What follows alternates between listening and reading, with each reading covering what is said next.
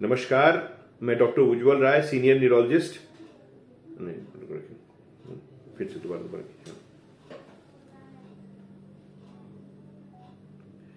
नमस्कार, मैं डॉक्टर उज्ज्वल राय, न्यूरोलॉजिस्ट, आपके अपने शहर रांची, झारखंड में।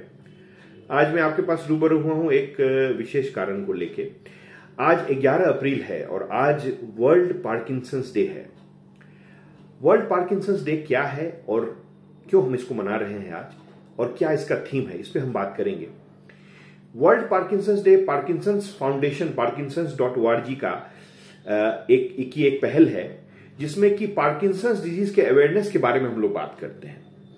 इस बार का थीम है टेक 6 PD, यानी कि 6 मिनट आपको लेना है, 6 मिनट से कम लेके आपको पार्किंसंस डिजीज के अवेयरनेस के बारे में आपको जो है लोगों तक जाना है, लोगों में फैलाना है।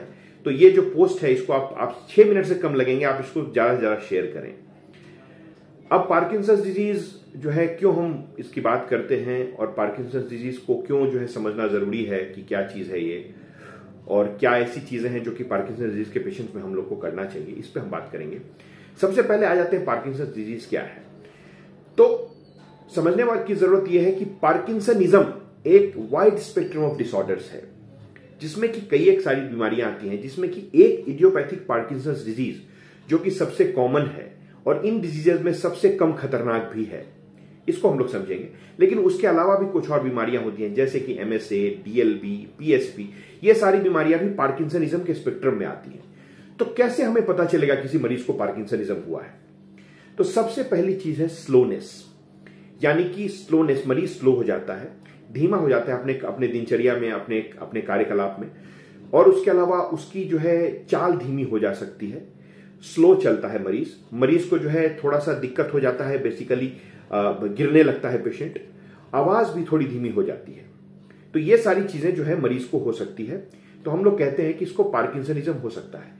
लेकिन अलग अलग बीमारियों में अलग अलग तरह की चीजें होती हैं।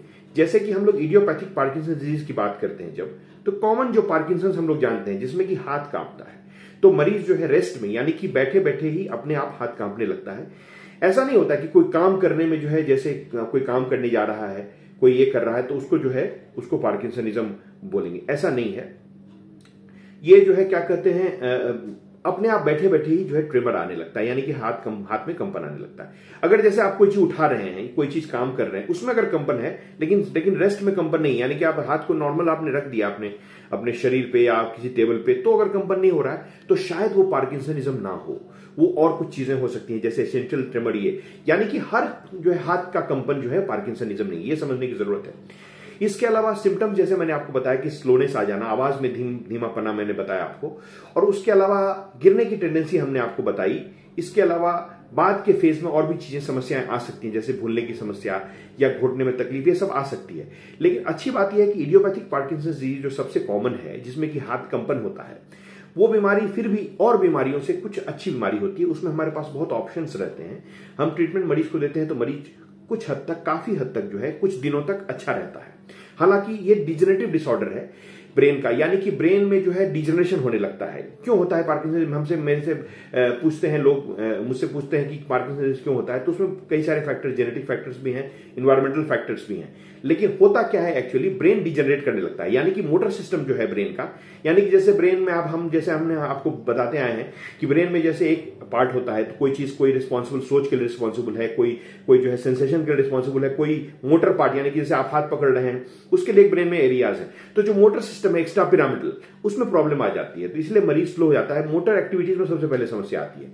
लेकिन साथ साथ, जैसे मैंने बताया कि जैसे डिजीज प्रोग्रेस करता है तो और चीजों में भी परेशानी आने लगती है। जैसा मैंने आपको बताया कि जो है चलने में समस्या पहले ही रहती है, लेकिन उसके अलावा सोच में जो है धीमी हो जाते हैं मरीज। डिमेंशिया, यानी कि भूलने की समस्या हो सकती है बाद में, यूरिनरी प्रॉब्लम्स आ सकते हैं, उसके अलावा फॉल्स होने लगता है मरीजों को। तो क्यों ये समझना जरूरी है कि पार्किंसंस जो है क्या चीज है, क्यों इतनी अवेयरनेस की बात हम लोग कर रहे हैं। टेक 6 PD हम लोग कर रहे हैं कि 6 मिनट से कम लीजिए और जो है ये फैलाइए इसको।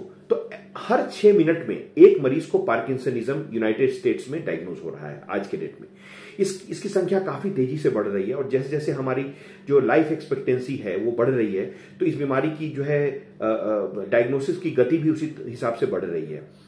तो हमें अवेयरनेस की बहुत ज्यादा जरूरी है। क्यों? क्योंकि पहले अगर हम डायग्नोसिस को कर देते हैं तो हमारे पास ऑप्शंस रहते हैं, हमें पता रहता है कि इस मरीज को ये समस्याएं आ सकती हैं, तो उसको हम लोग उस हिसाब से सॉल्व कर सकते हैं।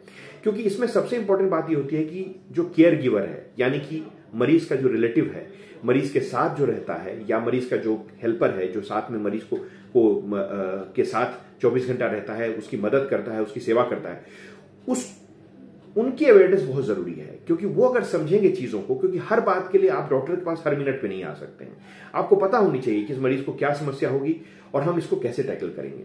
तो उस अवेयरनेस के बाद हम लोग करते हैं उन मरीजों के रिलेटिव्स को भी हम उतना ही अवेयर करना चाहते हैं कि ये बीमारी क्या है और कैसे। क्योंकि मैं तो जो भी रिलेटिव्स इस तरह के मरीजों की सेवा करते हैं, इस तरह के मरीजों को अपने परिवार में देख रहे हैं, अपने समाज में देख रहे हैं, मेरा उनको नमन है। क्योंकि ये बहुत डिफिकल्ट होता है कई बार केयर करना, स्पेशली आज के जमाना में जहां पर लोगों के पास समय नहीं है एक मिनट भी। लोग जो है पूरी फैमिली में सब लोग जो है वर्किंग